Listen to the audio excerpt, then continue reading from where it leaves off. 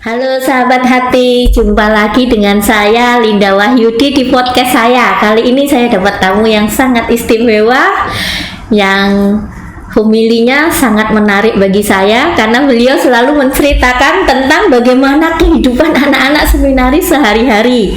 Jadi bagi saya homilinya selalu menarik. Baik, saya kenalkan Romo Komang. Thank you Romo mau datang di podcast saya. Thank you banget. Nah, seperti yang tadi saya omong Romo, bahwa saya itu sangat tertarik dengan homilinya Romo. Kalau homili selalu menceritakan tentang bagaimana kehidupan anak-anak seminari, calon-calon imam ini yang dididik dari kecil. Nah, Romo bekerja atau bertugas di seminari mana Romo? Saya bertugas sejak 2012 di Seminari Menengah Roh Kudus Tuke. Itu di mana sendiri saya alumni situ. Oh, Romo alumni. Saya bersama dengan Romo Thomas Almasat yang bisa angkatan. Tahun itu tahun 82-83 di sana. Dan kami mengalami memang beda situasi, beda keadaan karena memang waktu itu waktu zaman itu iPhone belum ada. Ada tidak seperti sekarang. Tapi jujur waktu itu kami pembina yang cukup dalam arti menanamkan hal yang sangat disiplin. Itu namanya almarhum Romo Bener Markus Rojasuka. Saya senang dengan beliau setelah saya jadi imam. Saya merenungkan mungkin tanpa beliau mungkin kami kenapa apa begitu. Dan saya berprinsip ini kan calon imam, artinya sebenarnya kan tempat pembenihan, dan tentu ini bukan sekolah sembarangan. Dan tentu sebagai imam, hal-hal dasar yang harus dimiliki pertama misalnya menghargai waktu, komitmen pada janji misalnya, jadwal. Dan ini yang kami semua pembina omong yang sama. Omong bangun pagi lebih awal. Saya sebenarnya pagi sampai lebih awal. Saya jadwal setengah 5 sampai setengah 5 kurang 10. Setengah 5 tetap sudah bangun. Pengalaman yang mengesankan karena memang sebenarnya kami ini dari berbagai macam daerah. Ini hebatnya sebenarnya kami ini. Dari Medan, dari Batam ada, dari Jakarta lumayan banyak, dari Jawa lah Surabaya ada, Bali sudah tentu, Lombok ada, Flores ada, dari ujung sampai ujung Lembata sampai Labuan Bajo. Kemudian sekarang ada lagi di Papua, Timika, Jayapura. Itu anak umur berapa Romo? SMP dan SMA. Kalau SMP itu umur 12 sampai 15 lah. Kalau SMA dan 16 sampai 18. Lagi nakal-nakalnya itu Romo. Lagi nakal-nakalnya, dan itu bagi saya tuh satu tantangan dan harapan.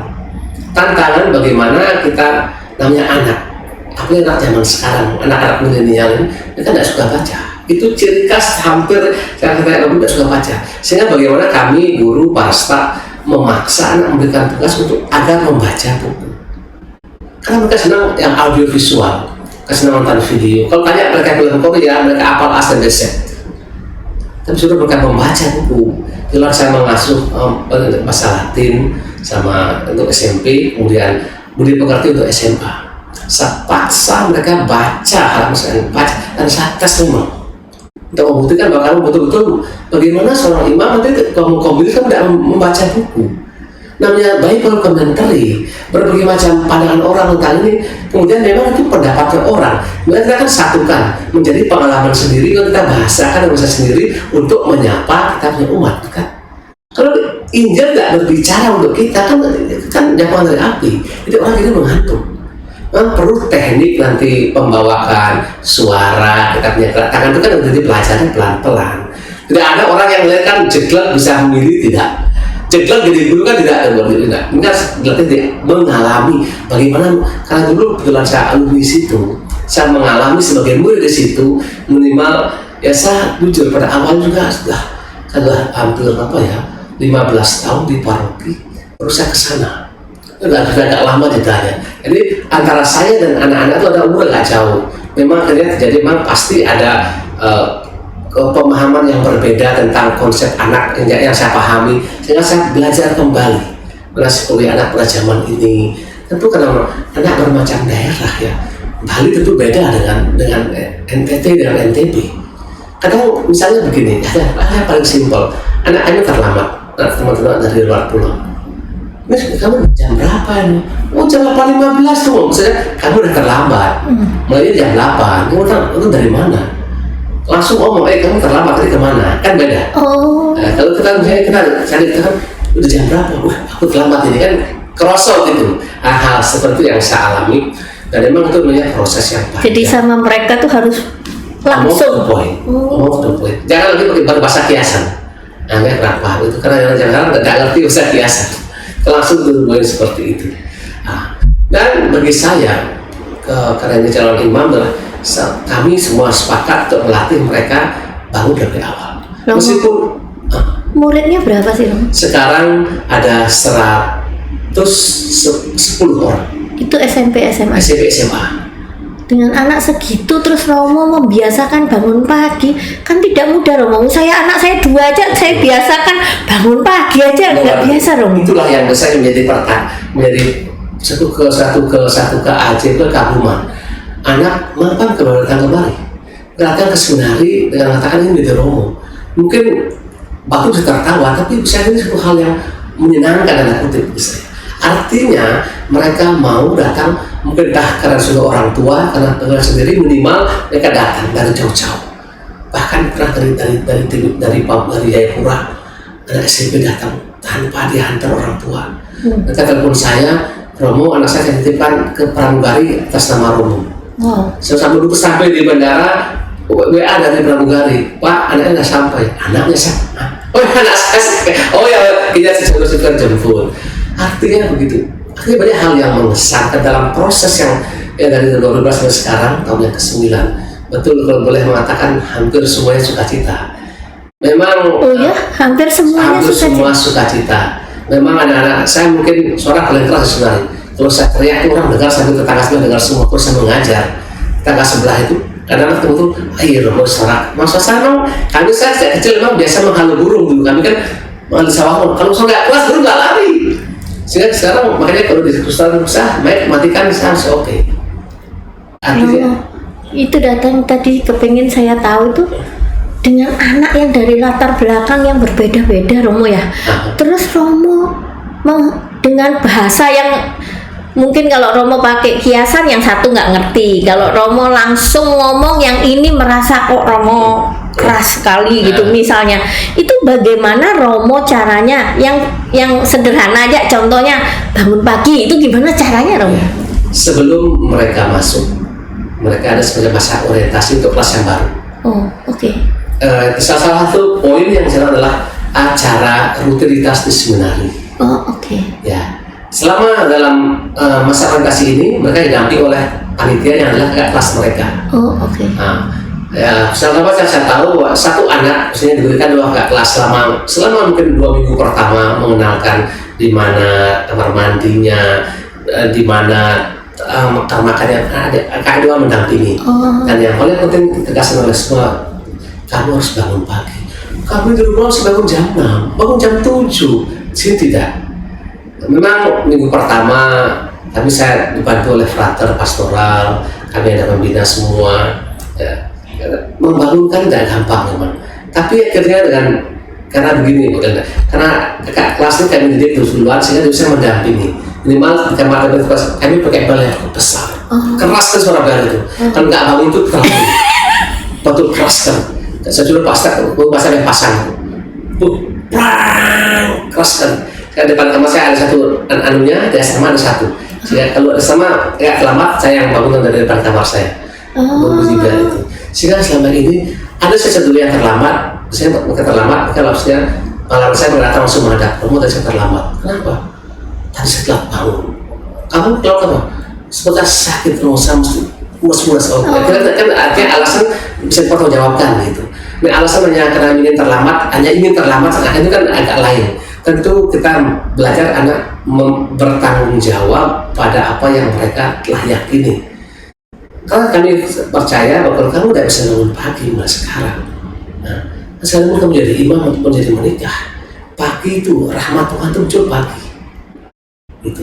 Sehingga memang pasti ada yang terlambat, tapi pelan-pelan jumlahnya bisa berkurang seperti itu. Kenapa saya tanya begini? Gini, Romo. Suatu saat saya kebetulan memberikan retret untuk para imam di Sorong. Kemudian hari terakhir saya ketemu dengan Romo rektornya Ledalero, Oh, oke. Pastor Lukas Jua. Oke. Nah, dia sempat ngomong, Bu Linda, kapan ke Ledalero lagi gitu. Saya bilang, ya Pastor, kapan ya Pastor membutuhkan saya ke sana. Kenapa Pastor? Saya pusing Bu. Kenapa? Wifi di seminari itu kencang, Pastor. Jadi anak-anak, ya maksudnya frater-frater seminar itu keasikan dengan berselancar di internet kalau malam. Jadi kalau pagi susah sekali Bu Linda mau bangun gitu. Benar Bu Linda. Karena logika badan kita, kalau kita telat bangun, saya kan tidur sampai jam 12 malam. Badan itu kan kurang sehat. Kita memang kan usia 5-6 jam lah. Sehingga di seminari ke mereka setelah doa jam 9.45 doa malam sampai jam 10 selesai. Kami katakan bahwa kamu yang boleh di kelas sampai jam 10.30 dan harus tidur. Saya, partner kami keliling buat center. Kadang ada yang masih di depan baca buku sedang tidur. Kalau kenapa harus tidur? Kalau tidak ada pasti terlambat, pasti. Ini kan sudah semacam kebutuhan tubuh ya. Mungkin yang sudah terbiasa, mungkin kami misalnya, saya lebih tidak sudah terkadang. Saya kalau telat tidur jam 12 pagi, badan agak susah. Kemudian jam 11 harus sudah tidur. Karena 5 jam pagi bangun jam 4 dah segar. Ini mungkin ya itu namanya apalagi main internet itu betul di mana-mana penyakit seluruh dunia. Asik, jam 2. Ya, itu yang diceritakan. Pagi pasti nggak bisa bangun. Itu yang diceritakan Pak. Memang makanya orang tadi saya katakan dalam pemilih pangkelet gaiman. Dia disaklek aturannya. Memang kita mesti saklek, tapi untuk mengutarakan gampang sekali kok. Sehingga anak-anak saya kalau libur saya katakan, ingat kamu libur sebagai seminaris. Jam berapa kamu bangun, jam berapa kamu tidur. Jangan karena bergadang. Karena orang tua ini kadang-kadang minta maaf karena mungkin ini kan kasihan libur, ini motor, ini uang, muter-muter lupa pulang dan semuanya. Dan itu kadang-kadang jujur saya pribadi kalau anak libur saya was-was, saya bisa was-was. Dalam arti dia akan melupakan semua yang ada di seminari karena tidak menyenangkan. Bangun pagi, baca buku, kan seperti kata pepatah mengatakan begini, hal yang menyenangkan, hal yang berguna tidak selalu menyenangkan. Dalam satunya quod utile non semper iurum. Itu senang. Bahkan baca kan berguna, tapi mereka pasti tidak suka itu. Tapi kalau sudah nonton, mereka film perang-perang, film karate, mereka senang gitu kan. Itu gunanya apa? Yang ada beliau hiburan, tapi kalau sampai berjam-jam itu kan omong kosong. Saya bisa ngerti Romo, karena kebetulan saya buka TPA dulu sebelum pandemi ini Romo. Kalau anak libur pulang kampung Romo, baliknya ke sini saya susah Romo. Susah untuk kembali lagi hal yang baru yang sudah buat. Iya. Kenapa itu? Makanya saya ngerti Romo ngomong begitu saya ngerti karena saya ngalami Romo. Nah satu lagi Romo. Ini saya sebagai kehidupan berkeluarga ya Romo, saya nggak tahu kehidupan seminari ya Romo. Di dalam satu keluarga itu peran ibu itu sangat penting Romo. Ya. Kayaknya bapak itu mau ngomong biasanya nyuruh ibunya ngomong gitu kan. Nah, bagaimana Romo ngatasin anak-anak segitu banyaknya tanpa dalam tanda petik ya Romo sentuhan tangan ibu? Itulah yang saya tidak bisa mengerti. Maaf itu yang jadi pertanyaan saya Romo, hebat sekali ya gitu. Jadi kami ini memang dari begitu kami masuk, saya pribadi menyadari Bang, dari studi, dari baca-baca bahwa memang di seminari panggilan kita sebagai ayah dan ibu dan putri. Untung sekarang kami ada suster.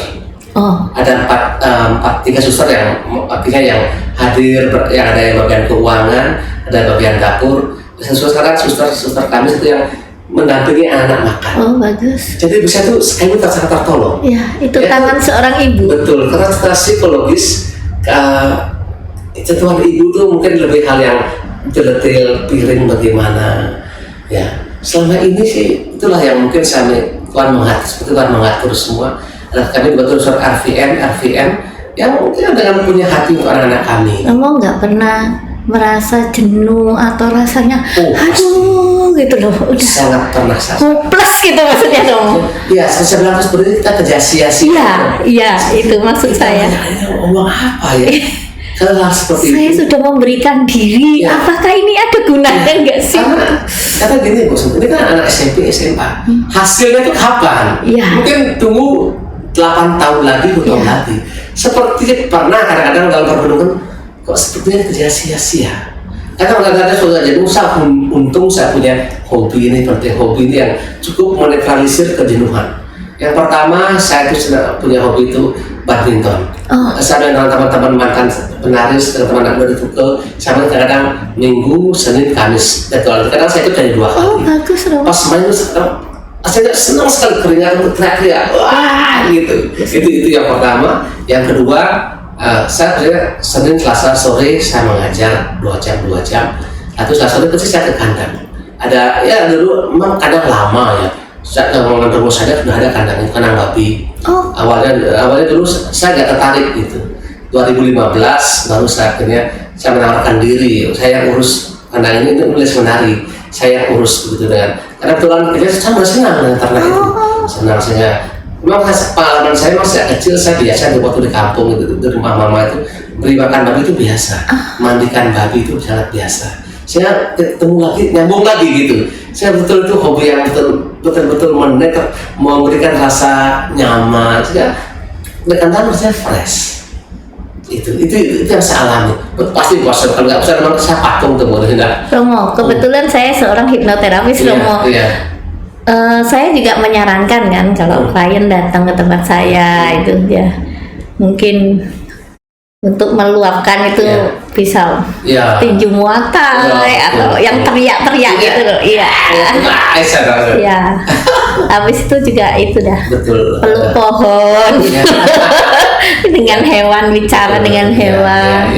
Dan itu memang netralisir memang Romo. Betul. Saya itu saya membantu minimal kita punya perasaan jadi enak, jadi nyaman ya. Oke. Gitu. Romo, saya punya pengalaman juga Romo. Waktu saya memberi retret frater di Ledaleru Romo, itu yang konsultasi nunggu saya itu bisa sampai jam 1 pagi. Saya selalu menyarankan datang ke pastor pendampingmu, pembimbingmu. Tapi mereka bilang tidak, kami butuh seorang ibu. Nah, sama waktu itu almarhum Pastor Hendrik. Itu yang jadi rektornya yang mengundang saya Romo. Jadi sampai beliau mengatakan kasihan Bu Linda sudah jam 1 pagi nih. Besok masih bawain meditasi jam 6 pagi gitu. Jadi saya bisa merasakan bahwa mereka itu walaupun punya pastor pendamping, pembimbing, tapi kadang-kadang mungkin ingin ngomong gitu ya. Kalau kami di seminari diuntungkan begini, kebanyakan guru mata pelajaran itu diampu oleh ibu-ibu. Ini sangat menguntungkan. Bagus, iya. Dan anak-anak, saya tahu bukan lama ngomong sama ibu gurunya, misalnya cerita-cerita, apalagi pengalaman usia remaja ya, pengalaman jenis ini hal yang sangat menarik. Dan mereka jarang ngomong sama kami. Saya, ibu boleh nggak saya ngomong? Karena mau pelajaran. Saya katakan pada ibu guru, kalian menjadi berkat di kami. Karena dengan kalian kehadiran seorang ibu, dengan kami. Hal-hal yang seperti hanya mereka dengan pasangan lawan jenis, mereka akan omongkan sama ibu. Kan kalau hanya pun ada anak kami omongan, kalian terima. Yang omongan tolong dampingi mereka. Dan kami bukan dengan sebagai laki yang ngomong apa kan begitu. Bagus ya Romo ya. Itu artinya saya berpikir ternyata kita ini sudah sebenarnya pukul ini di pecah Tuhan sudah siapkan ini orang ini lewat suster atau ibu untuk ya kan dalam psikologi ada anima itu berlindas supaya seimbang kan supaya jangan terlalu laki-laki tapi perempuan jadinya enak fleksibel jadinya. Ibu banyak guru kami itu sangat menikmati guru cukup fleksibel mengajar. Cenderung mereka dari masih muda usia. Saya cukup juga mengajar juga menarik sehingga anak senang belajar karena gurunya menarik, gurunya juga cantik, omong juga bagus sehingga lengkap lah Tuhan mempersiapkan seperti itu. Itu pikiran saya seperti itu. Romo, suatu hari saya diundang ke seminari menengah John Bun di Bangka. Bangka. Ya Romo. Kami kalau nggak salah 4 hari di sana Romo. Dan keluhan mereka semua adalah malas belajar. Betul. Romo. Mereka bilang kalau mau masuk kelas atau mau masuk ruang studi kalau malam itu benar-benar enggan Romo, menyeret diri dan mereka bilang saya nggak bisa belajar. Sebetulnya saya cuman badan saya di sana, tapi saya nggak bisa belajar. Oh, ya saya kira itu masuk akal. Karena kalau anak kami, kalau yang saya mau untuk kan kita di situ ini jam 7.12 bel, mereka briefing di depan kapel, briefing penyampaian dari kami yang tiket, ada Frater, ada saya, ada Romo, dan yang lain. Sampaikan, saya cek sampai nggak kelengkapan seragam. Tapi nggak masuk kelas masih ada waktu. Mereka nggak masuk kelas, mereka putar, ada yang pura-pura ke asrama mutar aja. Ada yang di depan kelas duduk ngobrol. Kenapa? Kan belum jam Romo. Loh, kamu nggak masuk, bisa duduk baca sedikit. Kalau mau dipaksa mau. Ya kalau biarkan kan begitu bel pun kan betul. Nggak ada rasa semacam untuk masuk ruang kelas. Enggak. Ada rasa bagaimana? Pengen nggak usah seperti gitu. Iya. Nah, terus Romo, saya boleh berkisah sedikit ya Romo, mungkin berbagi pengalaman ya Romo. Terus saya pikir kalau konsultasi satu-satu, waktunya nggak nututin karena itu banyak sekali Romo siswanya. Akhirnya saya massal Romo, saya hipnosis secara massal untuk mereka jadi lebih rajin belajar, membuang kemalasan dan lain-lain Romo. Akhirnya ketika saya balik ke sini Romo, dapat mungkin sebulan, Romo rektornya itu email saya Romo. Dia bilang, maaf Bu Linda, waktu Bu Linda datang kan saya kebetulan tidak bisa menemani, tidak tahu apa yang Ibu Linda berikan, saya sama sekali nggak tahu. Tapi yang saya tahu suasananya berubah. Mereka jadi semangat sekali belajar. Dulu kayak hidup enggan mati tak mau begitu Romo. Terus saya merasa saya senang sekali Romo dengar berita begitu. Padahal kan hal kecil-kecil yang saya berikan, maksudnya bagaimana membuang kemalasan, misalnya hai malas, ini ya malasmu sudah di sini. Sekarang saya bilang 1, 2, 3 lempar kemalasan. Saya bilang kemalasanmu di mana? Itu gitu. Oke, ada nggak di sini? Nggak ada gitu. Seperti itu saya ajarin bagaimana mereka kalau bangun siang itu mulai ya mengsugesti diri, hypnoself itu untuk diri sendiri dan sebagainya. Ternyata masuk Romo. Ternyata jadi saya cuma berbagi aja Romo. Makanya Romo cerita apapun saya ngerti Romo, karena saya menghadapi langsung di konsultasi. Mereka mengatakan, Bu, kami kalau lihat buku itu kayaknya jenuh. Ya kalau lihat buku macam unta gitu. Iya. Ya betul. Saya ngerti. Kadang buku nggak tidur. Iya betul itu. Ada itu anak yang betul memang setelah SMP ke SMA mereka betul berjuang. Kayak perjuangan. Kalau kamu tidak ngantuk, kalau ngantuk kamu tak jiwet saya. Ada yang kalau ngantuk enggak tidur, ada yang begitu. Makanya saya mengagumi pastor-pastor yang ada di seminari Romo. Ya, betul. Kami juga ada 4 pastor. Karena ada Romo Sintus, ada Romo Hadi, ada Romo Marcel, yang sudah 79 tahun. Ya. Karena setiap hari ngadepin anak-anak seperti itu Romo.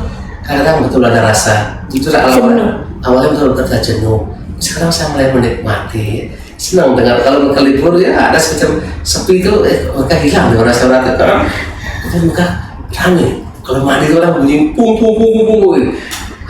Maaf ya Romo, bagi saya kan kalau mungkin Romonya tugas di paroki kan hidup Romo, maksudnya dengan keluarga-keluarga yang aneka macam dan dapat perhatian lebih dari semua umatnya gitu Romo. Sedangkan kalau di seminari, maaf kalau dulu saya di sekolah minggu, di Bina Iman, di Sekami Romo, kan selalu dibilang angon meri Romo, nggak dapat telurnya tapi dapat tainya mah. Jadi kalau kita salah diomelin, tapi kalau kita benar ya nggak ada yang thank you pun nggak ada gitu. Terus Romo ngadepin seperti itu Romo apa ada maksudnya enak ya kamu di paroki, saya kok di seminari. Kalau Romo sama gitu aja kita gantian sekali. Ya. Di paroki ulang tahun semua ada OMK, ada semua. Iya, semua. Tapi begitulah masing-masing tempat memang ada semua hal yang menyenangkan, ada yang tidak kurang menyenangkan, tapi bagi saya senang juga ya. Itu juga artinya gini loh, enggak. Saya kira melihat anak ini, kira saya meraba-raba orang tuanya macam apa. Karena anaknya kan minimal lah ya, DNA-nya karakternya kan apalagi ibunya kan telah mengandung 9 bulan 10 hari kan. Kebanyakan anak yang saya lihat tuh, saya bisa menebak karena ibunya kayak apa. Ada anak itu kelemar gitu, aduh. Jalan juga keteh, lambat sekali. Saya ketemu ibu, betul ibu kayak gitu. Tuh anak yang gertak kan, jalan cepat ya. Kita ibunya kebanyakan saya pribadi yakin ibu itu lebih berpengaruh pada anak-anak sebenarnya. Lebih penanaman karakter, caranya bicara, caranya bekerja. Itu kan menangkap dari sang mama, mungkin mamanya lebih proaktif mengajari mungkin. Itu yang saya lihat. Kalau ada yang menurut saya yang cukup nggak lain ya, misalnya kalau cukup pintar jelas pasti kalau percaya ini bapak dulu kan ada orang datang tuanya atau orang ketemu ya ibunya apa artinya ini saya punya sendiri saya punya kira-kira mendapat apa seperti itu ada yang lain sebenarnya sakarapi lulus sudah apa nggak ada apa coba ketemu ibu ya kadang kemiripan seperti itu itu mah buang sampah ya. Ini bukan permen kan orang masukkan seperti ganjal di sini saya bilang sampah kalau nggak masukkan saku dulu kalau nanti pulang ke tempat sampah hal seperti itu loh ini hal yang mesti diajari memang anak juga kan memang di kampung mungkin tidak tempat sampah semua tempat jadi tempat sampah semua makan sehingga saya paling tak suka mereka misalnya ada di laptop mereka dapat buah kan bawa ke kadang sebuahnya sih dulu makan di kelas saya kurang setuju apa soal makan selesaikan di kamar makan selesai urusan di kelas untuk studi untuk baca rekreasi itu ruang itu untuk warnet kadang mereka bawa makanan ke di warnet banyak sekali plastik itu umumkan semua memang diumumkan diomongkan dan kadang saya mungkin malam lah doa malam lalu begini memang harus disampaikan jadi kita agak cerewet sebenarnya kalau kita diam aja anak-anak ya ibu mau diam it's okay gitu bilang gitu kita bisa omongkan. Tapi Romo pernah nggak sudah sampai pada anak didiknya Romo jadi di tahun terakhir jadi imam ini yang terakhir ini tahun depan waktu 2012 saya datang ke seminari anaknya kelas 3 SMA. Okay. Sekarang dia tahun ke-6 kan mungkin tahun depan akan terjadi kata kisah. Puji Tuhan itu buah pertama ya, buah sulung ya baru 9 tahun ya buah 9 tahun itu 6 tahun dari SMA 9 tahun baru lama sekali jadi, sekolah jadi 10 tahun lah lumayan lama. Romo saya dulu di Malang di SMP tingginya sebenarnya Giovanni saya dengan waktu itu saya punya rektor sekarang usuk Surabaya Mr. Sutikno Wicaksono saya pernah ngisi di ST Malang di Malang ya iya ibu sekarang humili 3 anak di sana iya tahun berapa ya saya lupa lama itu waktu itu Romo Agung ya rektornya yang ngundang saya Agung Okaram iya oke terus Romo Handoko CM ya itu cukup dekat seperti kakak gitu oke ya kayak gitu itulah yang pengalaman jadi saya beruntung Romo pernah ngisi di Malang pengalaman di Kentungan ya. Di seminari menengah di Papua saya sudah pengalaman terbagi ya pengalaman itu ya iya senang Romo makanya saya tertarik dengan Romo cerita seminari itu berangkat dari saya sering diundang di seminari Romo ya. Saya sangat mengagumi Romo yang mendidik anak-anak ya kebetulan ditugaskan karena uskup. Karena itu nanti calon-calon uskup di situ. Ya, mereka calon-calon semua. Setiap imam kan calon uskup. Seperti itu. Tapi saya itu yang saya katakan memang hal yang kecil itu maka saya kecil bangun pagi, bisa menonton waktu. Kalau yang kecil nggak bisa, saya katakan kepada mereka, kalau yang kecil kamu nggak bisa mengatur kuku yang panjang, nggak benar. Laki semua rambut mesti rapi, bangun buku juga harus rapi, karena buku kan berantakan di meja itu berserakan, harus diatur yang bagus. Kalau kecil kamu sudah nggak bisa, yang gede jangan pernah mimpi, kamu kan lebih berantakan lagi. Itu kami tekankan semua.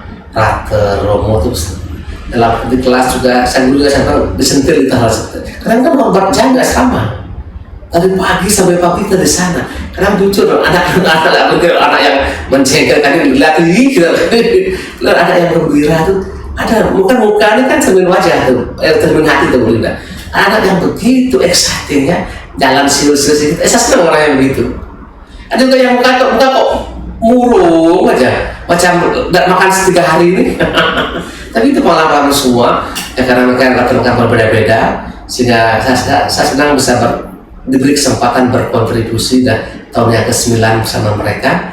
Ya tentu ada anak yang menyenangkan dan tentu kita sendiri harus menjadi bisa bercontoh kepada mereka. Sebelum kita ajar mereka ngepel, kita harus ajar. Kan anak bisa ngepel, saya ajarnya ngepel, aja ngepel begini. Kita senang. Romo, suatu saat saya ngisi di frater MSC di Manado. Ya, itu mereka keluarnya juga, Bu, bagaimana caranya Ibu? Kita ini kadang-kadang merasa enggan gitu. Rasa jenuh, rasa enggan. Kalau yang di Kentungan tuh pernah satu orang sudah semester berapa ya dia itu? Dia takut berenang, Romo. Iya, mungkin bisa. Saya juga takut berenang karena saya berenang. Jadi dia takut air, maksudnya takut berenang gitu, lihat ini. Jadi mungkin dia punya pengalaman traumatik masa lalu mungkin ya. Iya, pernah hanyut kah begitu ya, itu mesti diterapi itu. Iya, kebetulan saya seorang itu jadi saya lakukan terapi. Iya, terapi itu supaya dia berani kembali seperti itu. Iya, saya baru tahu nih ngomong-ngomong nggak bisa berenang. Tidak pasti itu namanya, ngomong-ngomong itu tidak iya, tapi nyemplung aja. Jadi itu pengalaman-pengalaman menarik, Romo. Saya senang. Terima kasih Romo sudah mau berbagi. Saya sungguh-sungguh Romo, saya sangat tertarik. Terutama Romo selalu mengatakan kalau dari anak-anak seminari ini tidak dibiasakan bangun pagi, bagaimana nanti dia jadi imam begitu. Bangun pagi betul, harus bangun pagi, harus dipaksakan. Kita harus memaksakan yang baik, tidak salah. Paksa harus bangun pagi. Itu selalu tuh, karena itu aku hal yang paling prinsipil. Dan saya paling senang kalau bisa sama Romo nggak pernah terlambat. Terima kasih banyak. Saya juga bisa. Saya kan dari Tukul ke Sarlah itu kan 17 kilo lah. Saya masih bangun ke 5:30, kurang 5 harus sudah jalan. Kalau enggak, kan namanya jalan kita nggak tahu. Pagi memang agak sepi. Saya misalnya kalau pagi itu ya 15 menit sampai, tapi kalau nggak siang udah agak lampu kan. Meskipun itu kan jangan udah ngepres ya, setengah mati sih terlambat. Lagi tamu udah itu pasti setengah mati itu. Karena itu kan anak mencontoh dari kita ke imamnya. Bagaimana kita menyiapkan homili, saya mesti siapkan memang baca. Karena anak-anak senang ya, sedikit yang lucu, ketawa sedikit. Itu senang gitu. Kalau kita cerita itu yang lucu, saya banyak sekali punya buku ilustrasi khotbah, kadang saya baca, ini pas ini pakai ini. Mereka sering ingat ceritanya, tidak apa-apa sih. Romo itu dari seminari menengah itu sudah dilatih untuk berfil gitu? Ya. SMA ya. Kelas 3 mereka latih untuk berfil. Pagi pas orang yang misa, mereka akan berfil dulu, dan melihat malam. Ya, kami juga di sini umumnya kalau yang efektifnya kelas 3 SMA, kami juga di seminari tiap minggu itu mengenalkan Bible kepada mereka. Ada yang memimpin di depan, saya ikut sebagai umat, support mereka. Kan umumnya hebatnya anak-anak itu harus bisa menyanyi. Dan sangat bagus, itu senang saya. Baca not kan cukup tebak notnya pas. Dan juga kalau minggu sore, Sabtu sore, mereka tuh nyanyi bagus, ofisi Bible itu. Thank you ya Baik Romo. ya. Jadi Makasih. teman-teman, semoga pembicaraan kami jadi berkat Iya. buat semua pendengar. Oh ya, sebagai penutup saya ingin Romo mengatakan pada semua orang bahwa jangan takut membawa anaknya ke seminari. Ya, itu Romo. Ya, teman sekalian, kadang-kadang membutuhkan imam. Kadang-kadang ya, olah kenalkan. Nggak usah anak itu sebenarnya usah ajak main sekali kenalkan, main ke pastoran. Dan yang paling penting, supaya anak itu menjadi imam, suruh dia misalnya ada orang sakit, kunjung ajak anak ke sana, sudah menjadi kasih duit sedikit anak. Cara menemukan begitu. Kalau anak semakin disuruh, maka tidak mau. Tidak mau. Yang saya anjurkan anak itu digonceng, kunjung mbahnya lagi sakit, mungkin bawakan pisang goreng itu, itu anak terkesan. Kalau saya pas misah kolektor, kasih anak uang nih, di waktu kamu masukkan di kantong kolektor. Rutin terus begitu. Kalau enak kamu harus mari jadi imam. Oh udah anak kan makan berontak, tak mau. Jadi pelan-pelan kita isi dia. Ajak kunjung mbahnya, ajak orang sakit, gonceng aja, kenalkan. Tanpa omong nggak apa-apa. Romo kan Paus Yohanes pernah ngomong kalau para klerus ini tidak menunjukkan sukacita menjadi seorang imam, Ya. bagaimana panggilan ini bisa tumbuh gitu? Gitu. Kalau misalnya kita nggak suka cita, nanti satu orang usut bos bilang itu bisa rupiah. jadi imam itu menyenangkan ya Romo. Oh sangat menyenangkan, gembira semua. Kita senang ya. Jadi makanya gemuk ini Makanya teman-teman jangan takut kalau anaknya mau jadi imam, karena jadi imam itu menyenangkan katanya Romo ngomong. banyak orang ya. Oke. Kesempatan untuk lagi di seminari, kesempatan untuk mempengaruhi hal yang baik itu sangat terbuka. Gitu segitu Linda. Thank you Terima kasih banyak. teman-teman. Sampai jumpa. Shalom. Terima kasih. Oke.